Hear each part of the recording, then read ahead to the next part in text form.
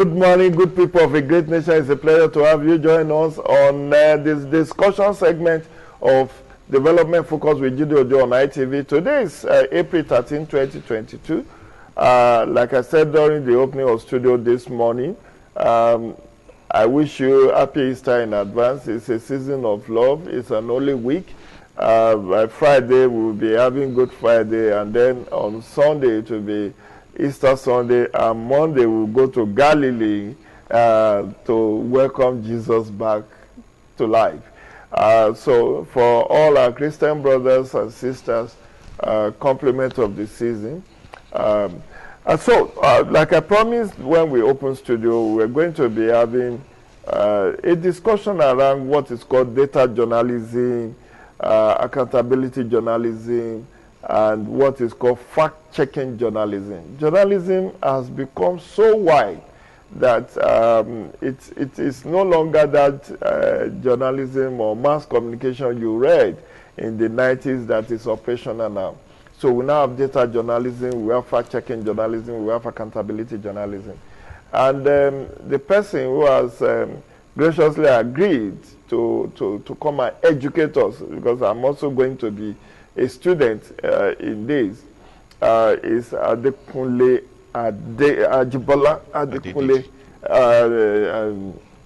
Is director of innovation and verification with Center for Journalism, Innovation and Development. You are welcome, Adekunle. It's a pleasure to have you here. Thanks for having me. My pleasure. So tell us about yourself, what you've been doing around the media space over the decades, so that people get to know you better. Yes, thank you very much. It's a pleasure to be here and to be talking with you. So like you said, my name is Jide Adekunle, and I work with the Center for Journalism, Innovation and Development, where I serve as the Director of Innovation, Verification and Media Literacy. And over the past couple of years, I've been doing a lot of work in media development, capacity building of journalists, looking out for ways for the media to be more innovative in the way it works, and also continuing the advocacy for more accountability journalism, and basically improving the media's output and contribution to the development of our country.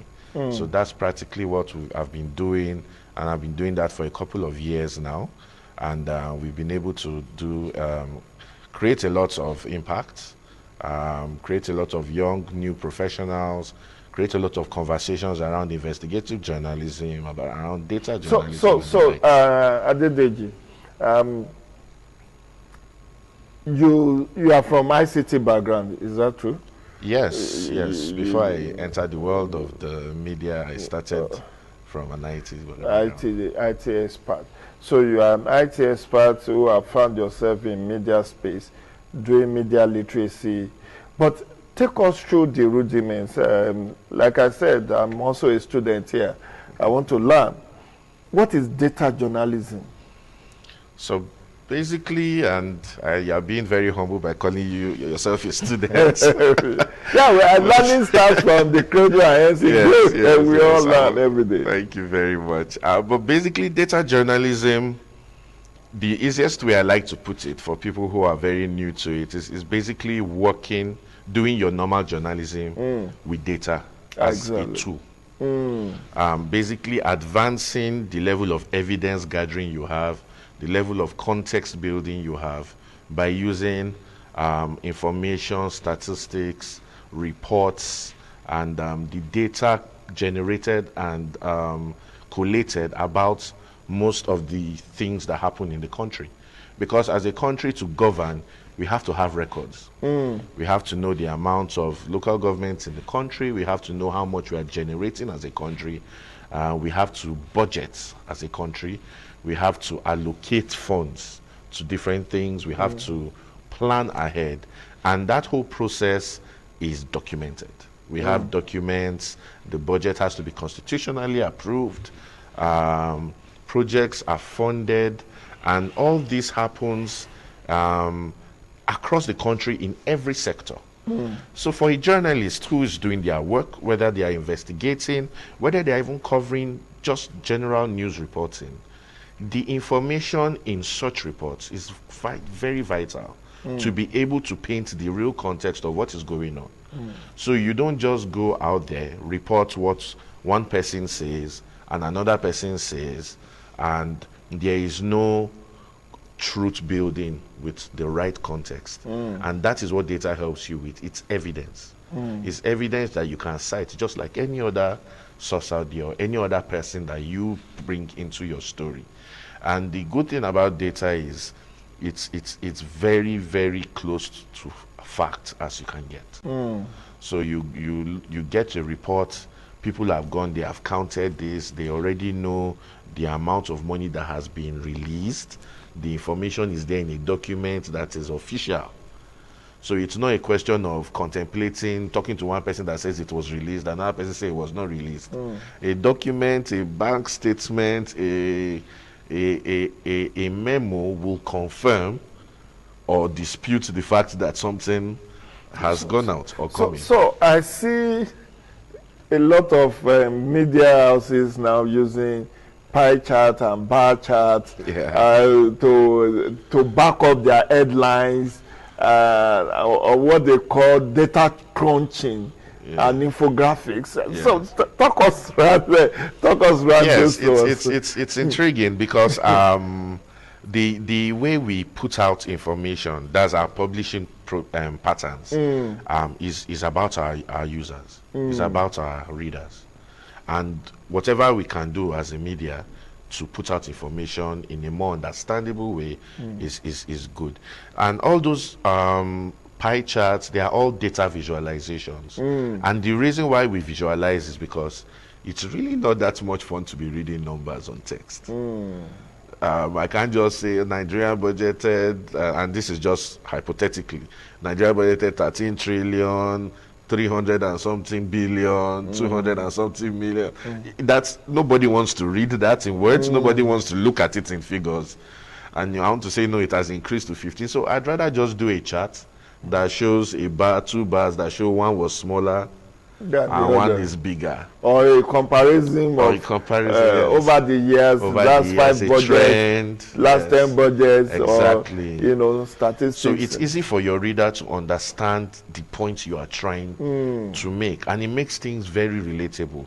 Also, when you are working with data, you kind of simplify discussions. For example, if I say also a hypothetical thing, like 20% of Nigerians have a shoe.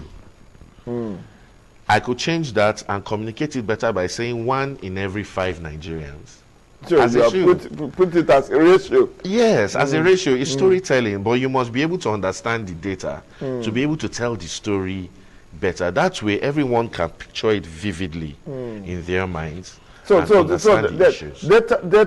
journalism is about making stories to be reader-friendly in a way. Yes. Equipping it with as much evidence as you can. Aesthetics. And communicating it very, very easily. In a reader-friendly way. Exactly. People said, these days, if you want to hide things from Nigerians, put it in a book.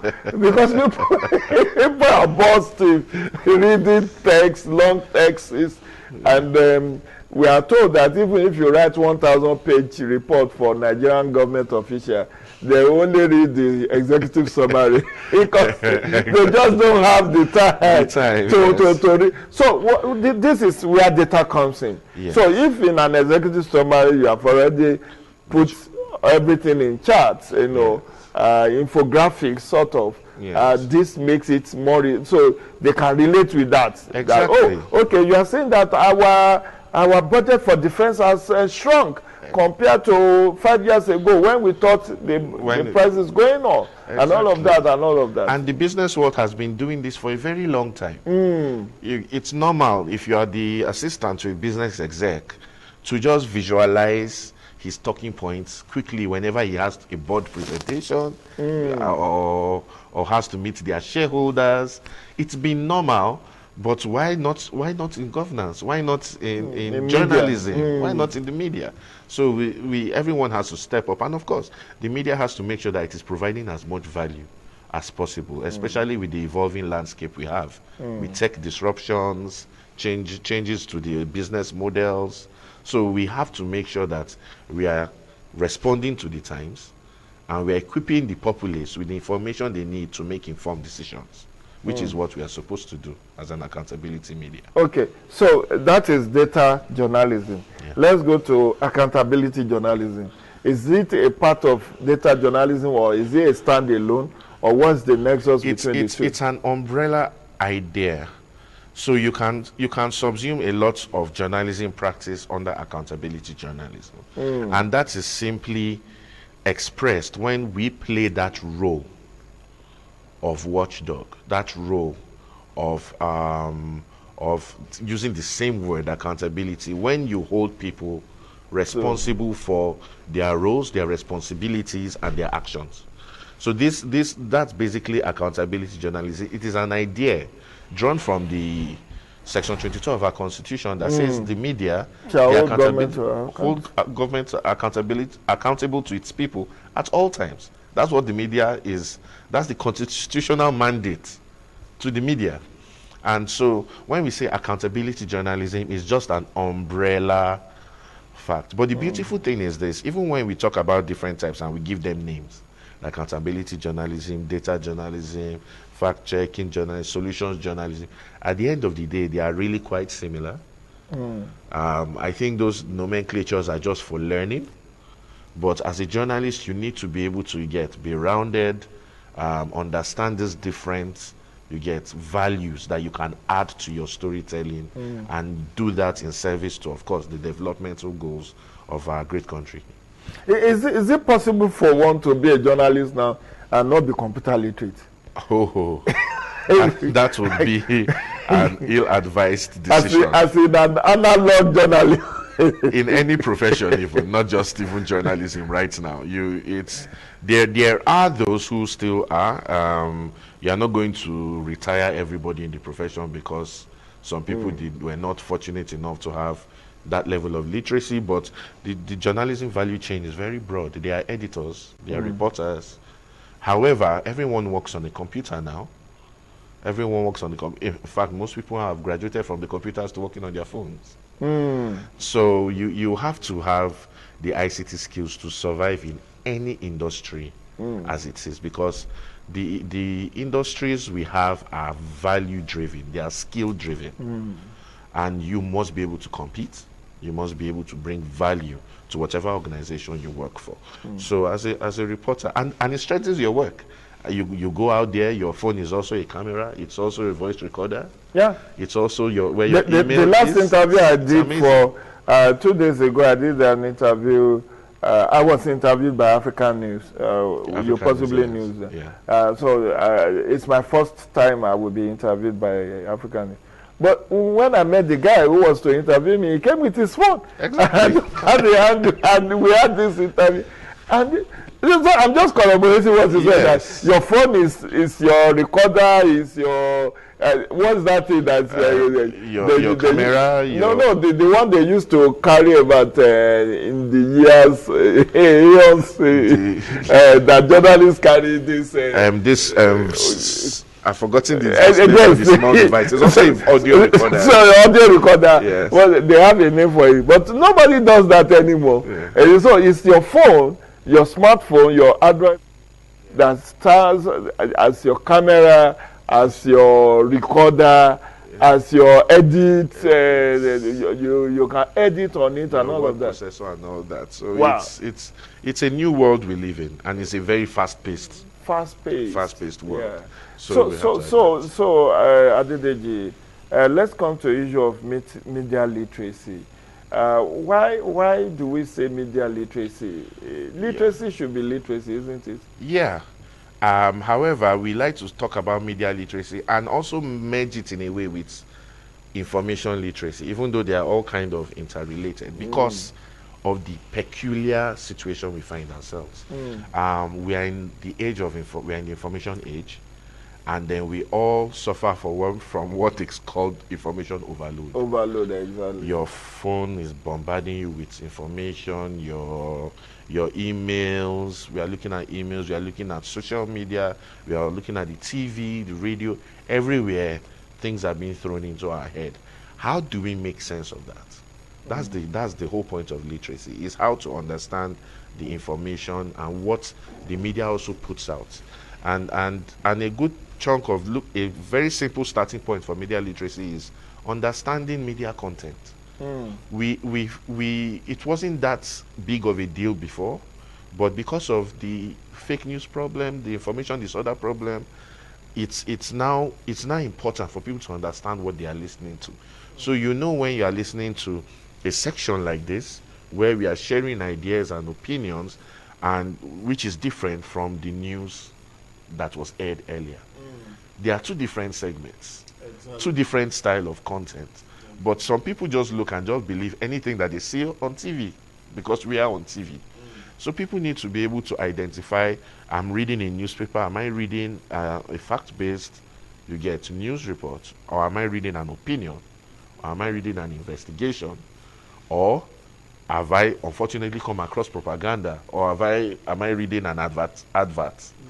So you have to know what you are consuming, who is bringing it to you, to be able to make sense of your own action and build your own reality.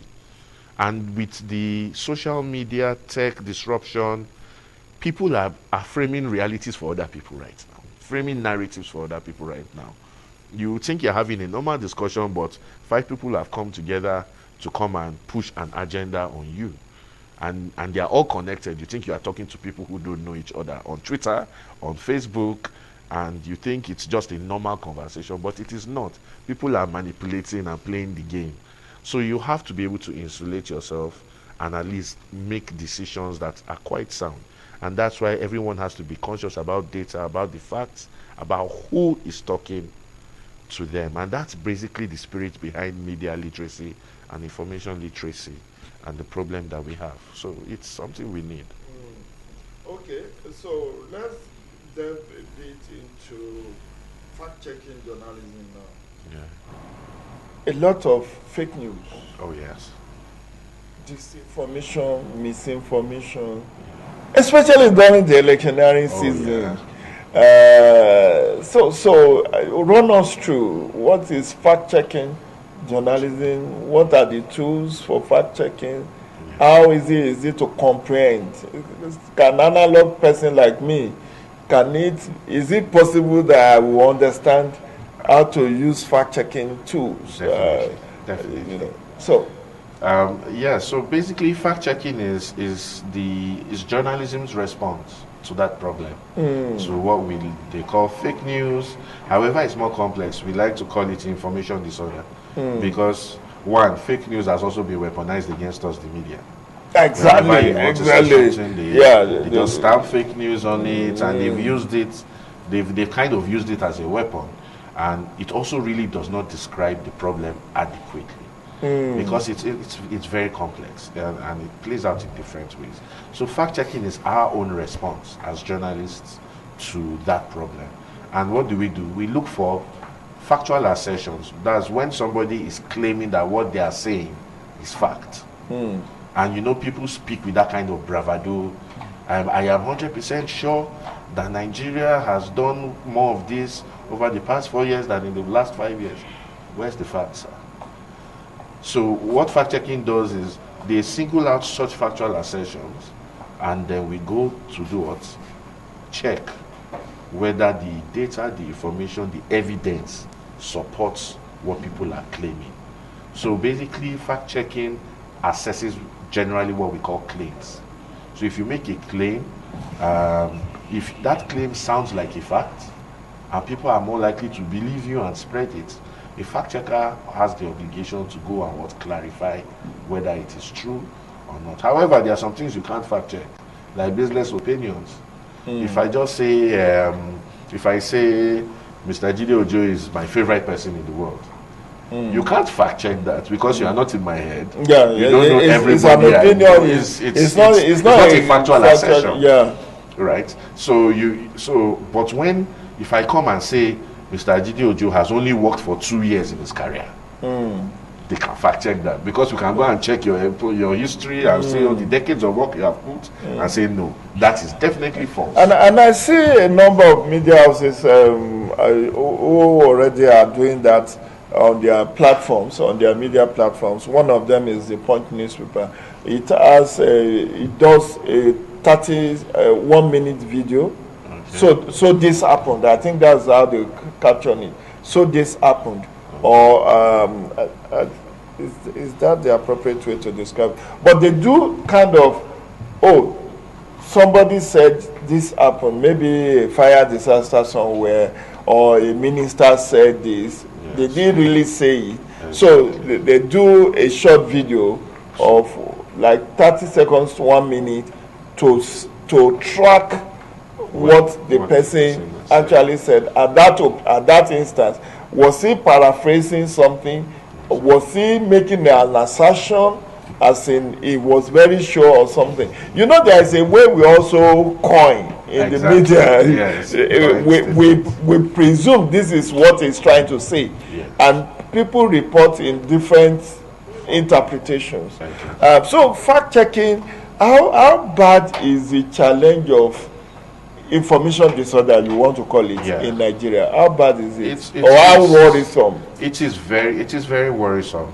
And the thing is, it's not a Nigerian thing. It's a global problem.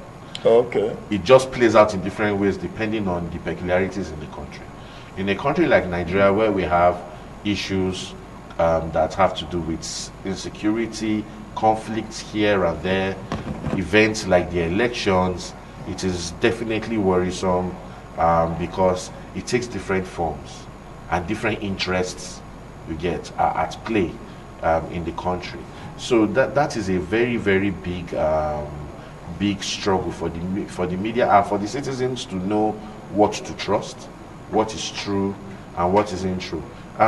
We looked at the election period as the Center CGID. We looked at the Ondo and Edo elections last year, and we tracked the misinformation that we fact-checked. And during the election period, there was a spike in the amount of misinformation that we encountered. The amount of things that we had to fact-check, the amount of of information on the social media that was false skyrocketed, especially during election day. Now, the consequence for something like that is it puts doubts in people's minds about the fairness or not of an election, the legitimacy of the electoral process, and there are policy implications just for the misinformation specifically to during election time. And then it plays out in other ways, like for health. During COVID, when COVID happened, people came with plenty theories. Many people said it's not real. When vaccines were released, there was so much misinformation vaccine, around if you take vaccine, you possibly die in 2 years. People videos. I don't know whether you heard that. They said if you take vaccine, you die into all that. It's magnetic. It's magnetic. Whereas it was a prank, and we had to debunk and fact check it to show it was a stunt. Yeah, it was a stunt, but many believed it. Many believed it because I even have somebody close to me say, see, it's true. If you take this vaccine, your body will become magnetic. See what this person is sharing, a fake video, which was not true. So that's how bad and worrisome the issue with information disorder falsehoods easily. That's the biggest problem. You know, when Nigeria had the issue of what's it called? Issue of Ebola. Ebola. Someone on Twitter or one of the social media said, if you take salt, you will not have Ebola. And people started taking salt. Including people who are hypertensive. Yes, and many people died. Yeah. So you see that people were bathing salt. I've traveled to a lot of states, and everywhere I talk and everywhere I train, I ask that question whenever I'm talking about misinformation and fake news. I ask that question. I ask the class, how many of you bait salt during the Ebola. Okay, And I've not been anywhere that we are due for a short break. We'll be back in a jiffy. Okay. Please let me pause you at that point. All right.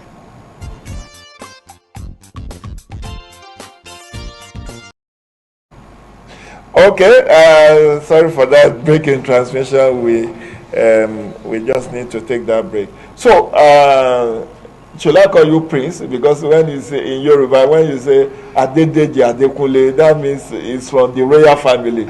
So in a way, maybe I would dash you Prince. So you were on issue of information disorder before we went on that break. Exactly. And you say it's a worrisome development. Yeah. You were talking about how you ask your students during session whether they baited with salt during Ebola. Exactly. So what were their responses? Oh yes, I've not been to a training, whether it's even journalists or government officials, or where nobody bathed with salt during that time. Some would say, some for the younger ones, many were even forced by their parents to even imagine salt. Yeah, and it's because of fear and concern. So that's the thing. Information disorder, fake news, it capitalizes on our emotions. It capitalizes on our insecurities, on our love for our family. And that's why misinformation, disinformation thrives. And it's even more worrisome because it plays out in different ways. For example, scholars have classified the information disorder problem into three. That's misinformation, disinformation, and malinformation. And the differences are not that big. First, misinformation is basically what we've all participated in. Whenever you've shared a rumor or something that wasn't necessarily true, you have misinformed. However, you did not do it on purpose. You didn't do it maliciously. However, when you say somebody has done disinformation, those are the people behind the generation of the misinformation. So the difference between misinformation and disinformation is intent. Okay, one is deliberate, one is accidental. Yes, and the approach to solving them are different, because one is doing it on purpose, the other is just about you trying to get them to not spread what they can't verify. And then the last one is malinformation, where people use the truth to harm people. So for example, the weaponized truth. Weaponized truth. I go and take your medical history, maybe you're battling cancer, and I bring it into the limelight. That's you understand, just to hurt you or embarrass you. That's malinformation. Yeah, so I'm using the truth but weaponizing it against you. And you see things like that, or when you see what they call revenge porn, when someone leaks their boyfriend or girlfriend's revenge what? They call it revenge porn. Revenge porn, okay. Yes, when they leak a boyfriend or a girlfriend's pictures after they break up, and you see that happen online. So that's malinformation. You are weaponizing evidence that isn't false, but you are using it against it is people. The truth, but you have weaponized it. Yes. So maybe somebody had a PWD as a child. Exactly. And it is only known to inner family circle. And you now bring it to light and say, hey, you that has a child that is a Dundee, that's a imbecile, that kind of thing. Weaponizing the truth, something that naturally should not be used that way or spoken about in such a way, but you now use it to.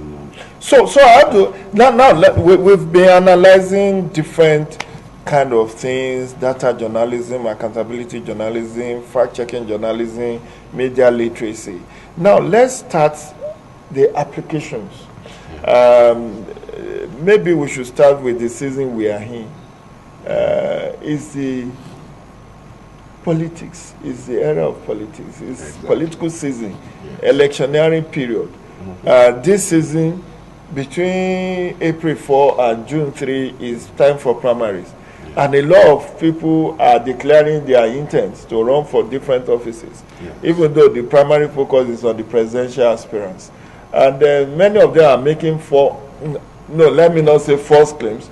They are making claims yes, of what they have done, what they intend to do, and all of that. How does fact-checking journalism help us to unravel the truth about some of these claims by political office holders? Yes, so we do that by first doing the basic journalism, which is checking the sources. is this person qualified to make that statement? Does this person have the information that they are claiming that they have? And we see it play out during political season, during debates, during media briefings, and we make sure that we monitor. We do a lot of media monitoring. Issuance of press releases, press statements, and exactly. Press conferences. So we have to monitor all of that and make sure that we check. And the thing with fact checking is it's very rigorous. So you have to read everything and see, because people mix falsity with the truth.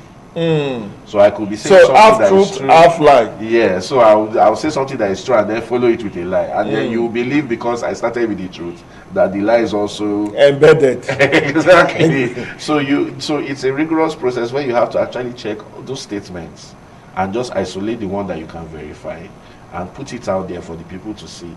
And you see people making so many promises. At the Center for Journalism Innovation, CJID, we have a project called Duba, a fact-checking project, and we go around, we do that a lot across the region. And recently we had one where we fact-check a picture from Nasarawa state government where they claimed they had completed a project.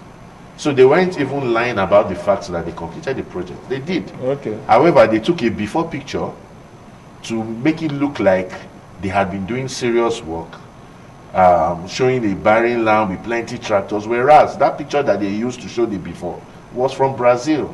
Wow. A town in Brazil in 2015. Wow. Now, why did they have to do that? They had completed the project. So why did they have to do that? So they now mixed a true picture with a false picture to just create a narrative. And that is the key thing. It's a battle for narratives. So people want to push different narratives, push different agendas. Are you sure this was deliberately done by the state government or their media handlers? Definitely. It's a question of where it's someone in that mix, because I can't disown everything my team does. However, it was official communication. And because I think that there was also similar thing reported against Loretta Onoche. I don't know if you follow up with that, where she was also making certain claims that APC government has done. Oh yeah, we've had to do a couple of fact checks. I can't give you specifics now, but I know we had done some fact checks and actually found some claims that she made to be false. Okay, let me also bring this home. There was recently the unveiling of Rice Pyramid in Abuja, and I have seen different videos. I don't know, you are the experts.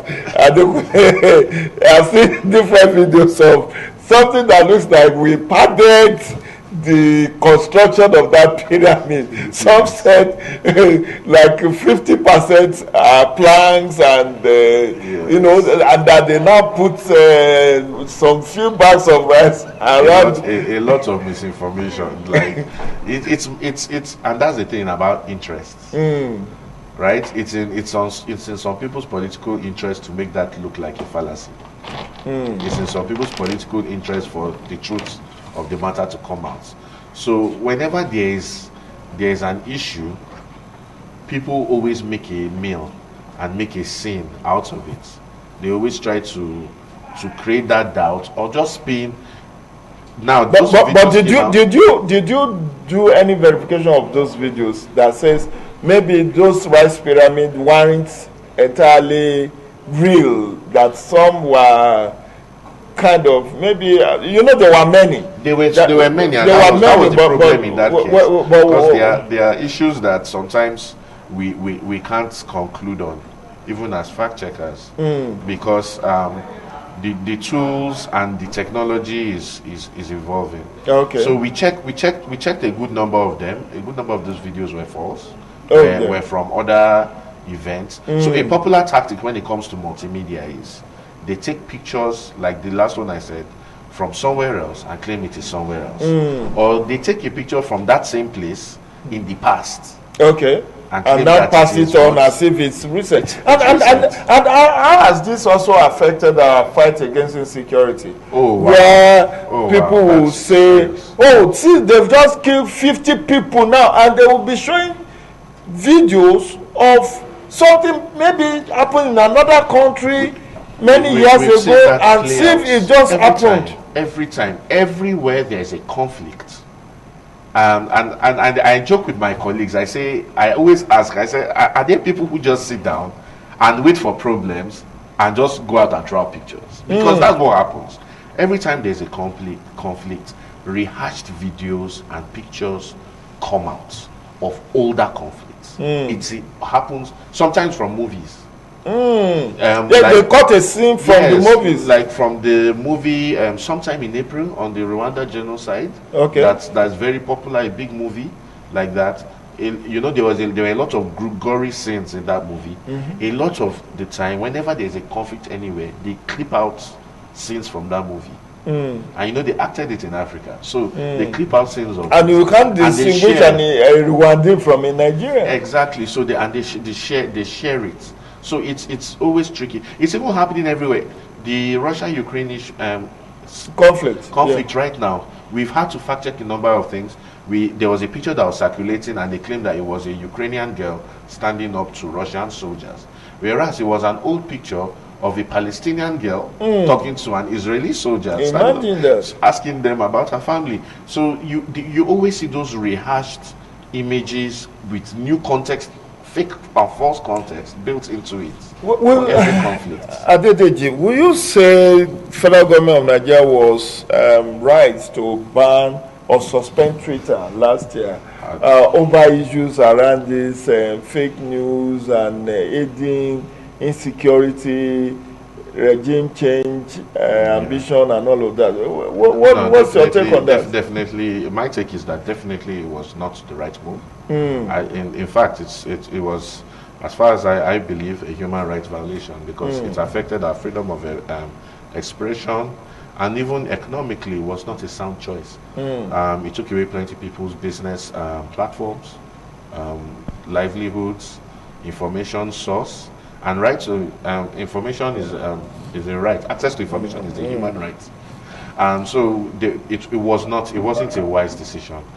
And therein lies the problem. So how do you tackle this?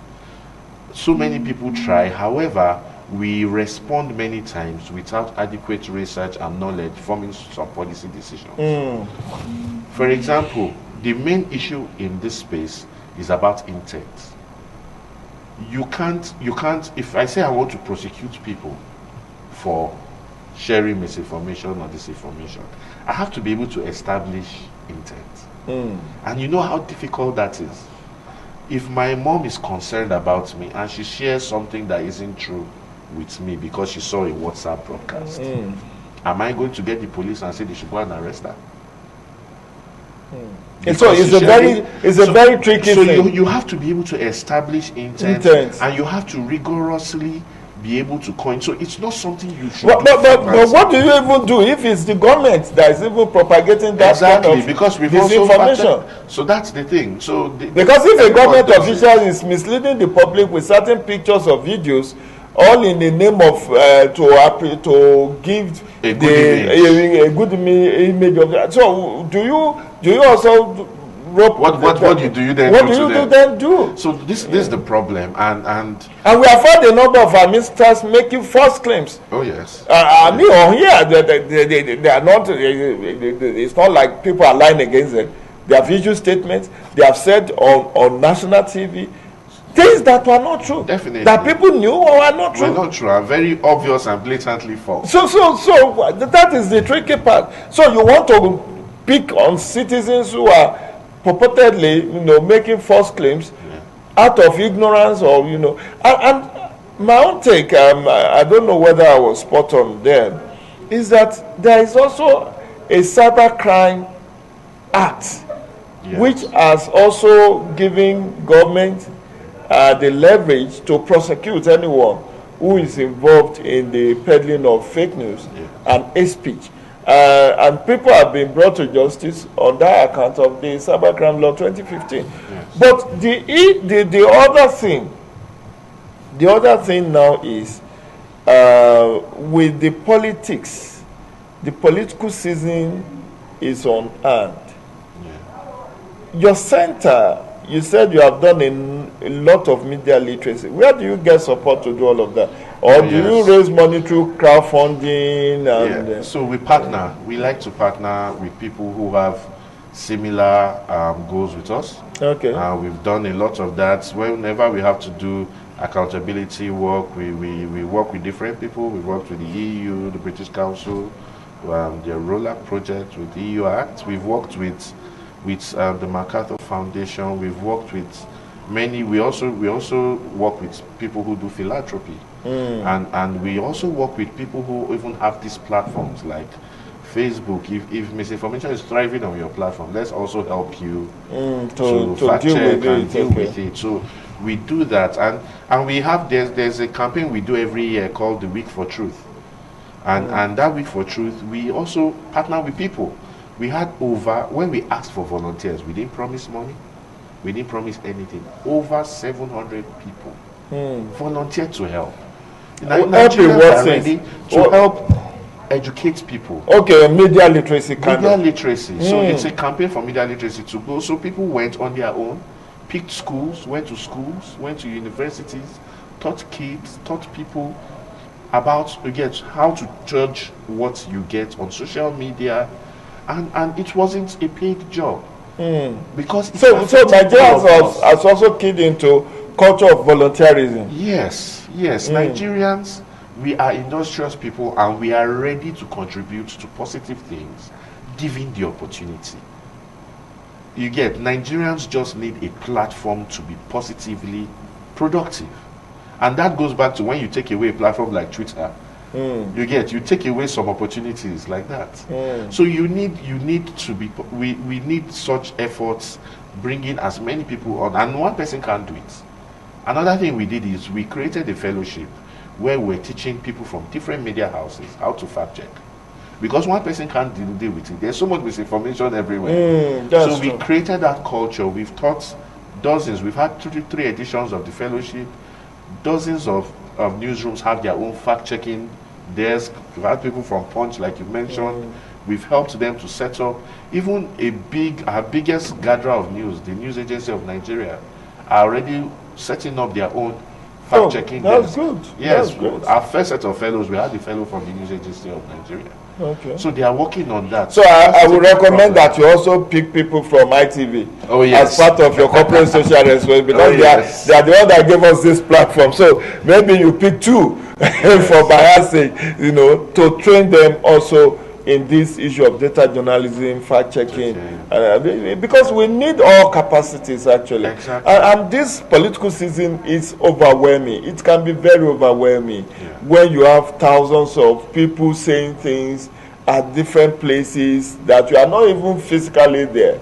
It's just being reported, and you are wondering, could this be true? Can this be? These are the problems, and the center, that's what CGID is all about. I mean, most people know us by our former name of Premium Time Center for Investigative Journalism. Okay. But we are the CGID now, and that's us making a statement that we are here to help everybody do their work better. So yes, we are here to also partner with ITV. We are here to partner with everyone, because we believe that if the media does well, democracy will do well. Exactly. If you check, we have that philosophy. If you check any sector that is underperforming, the media is also underperforming in that sector. Because if you are doing your accountability journalism, you are looking out, you are holding government accountable, you are holding business accountable, you are giving people informed decisions, you are doing good stories, fact checking, bringing out solutions, doing solution journalism, just bringing the life into any situation, which is what the media can do. Give the people a voice and help them to participate. If the media does that, that sector will grow. So democracy and media have this symbiotic relationship, which we are trying to strengthen and make sure that that bond is right. So we're doing everything, whether we have to partner with media houses or with the government or form coalitions as government also reach out to you to say we do not have these capacities, and we want you to come and train some of our staff. on this? Has that happened? Yes, it has. It has with the National Orientation Agency. Oh, that's good. We've trained. We trained them. We actually had an edition where we trained their directors, IT personnel. We trained them in their HQ. We trained some directors from the North Central. We are also going to do a lot more training with them, and we also partner with them to also train other government officials, because they can also reach out to others and what's the word? Bring people together to talk about this problem. And we have been a key partner for them. We bring the expertise and we equip them. We've been training so many people to tackle this problem, and we are doing it across the region. We are doing it in Ghana. We are doing it in other countries. Oh, also, so it is a multinational initiative. Yes, we are a West African organization, and we because our problems are similar. And especially when you remember that, when you think about the fact that Nigeria plays a key role in the region. In West African sub-region, yes, in terms of stability, security, culture.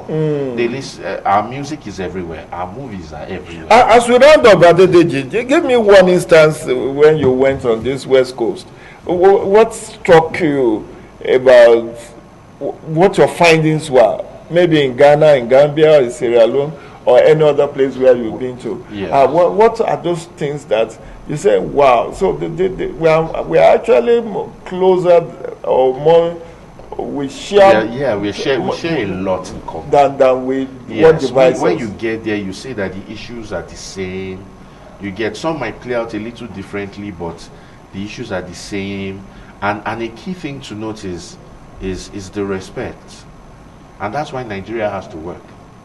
They look for, a lot of these countries look up to us, especially because of the roles we've played in the past with peacekeeping. You get across the region, they look up to us, and we are brothers. We are brothers. So you go there, you see people, you go to places like Sierra Leone, and you can almost not distinguish our accent. You get it? So it's and we look alike. I took a picture once in Ghana of a government building and sent it to my brother, and he didn't know I wasn't in Nigeria. Wow. Because it was just like I was in Abuja. We are so similar. It's the same banks, it's the same commerce, it's the same fan ice that you are taking here that they are also hawking there. It's the same plantain you see in traffic that is also in traffic. So as we close, because we need to wrap up now, what will be your final words in terms of all that you do at the center, what you would want Nigerians to know, particularly as it relates to this political season, and how can we use this to fight the menace of corruption? Because again, corruption is a big issue. It's a big issue in Nigeria and across Africa anyway. So it's not peculiar to Nigeria. So what's your take on corruption, particularly maybe in two minutes? Yes. So on corruption, it's about accountability. There are many corrupt incidences that have been brought to the limelight, but have they been acted upon? Yeah, the Pandora board, the Pandora papers, the Panama papers, you bring out government officials with offshore accounts, and nothing is done. The cases aren't taken up; they aren't prosecuted in Nigeria. So we need to do better in terms of holding people accountable. When people do wrong things, we need to hold them accountable to also serve as a deterrent to others from doing the same thing. So at the center, we're really doing that. We are empowering everybody. We're empowering media to do their work. So how do I get, if I want to be on your among your beneficiaries? How do I come on board? Or how do you shortlist those who benefit? Oh yes, so we have different projects, and we always put them out in the media space. But first, our landing page on the internet is dthecjd.org. So first, if you go there, you see everything we are doing. And then if you want to join the misinformation battle, you can also go to dubawa.org, www.dubawa.org. Okay. So that way we do it together. We also get people also send us things to fact check. So do they have to pay for it when they send it? That we are there to do it for free. For free? Yes. Somebody is paying for it. The hardworking staff.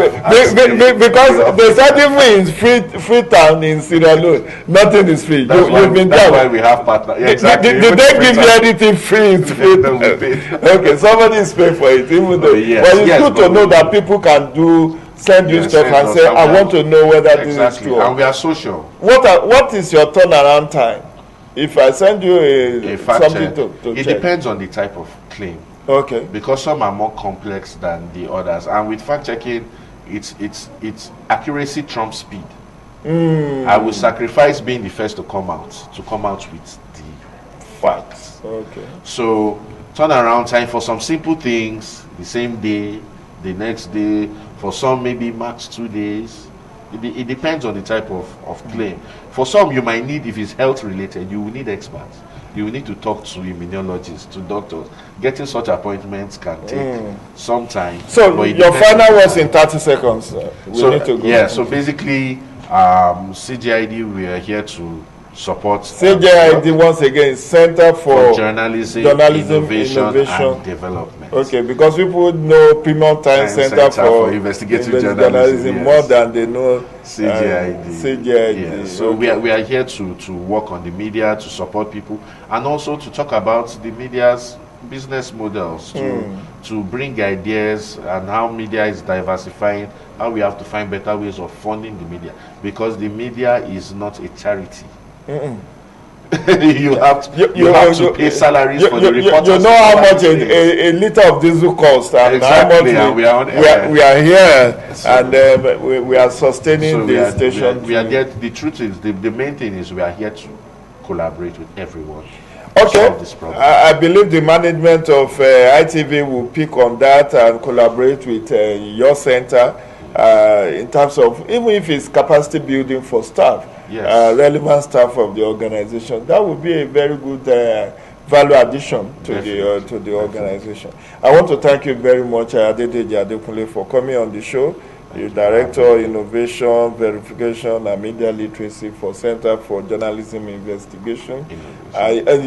Center for Journalism Innovation and Development. Yes. Abuja, that is based in Abuja. Thanks for coming. We look forward to seeing you some other time. Maybe then we'll be talking more specifically about a particular issue than this omnibus overview that we have had in the last 1 hour. Exactly. I really do appreciate it. I've learned a lot listening to you.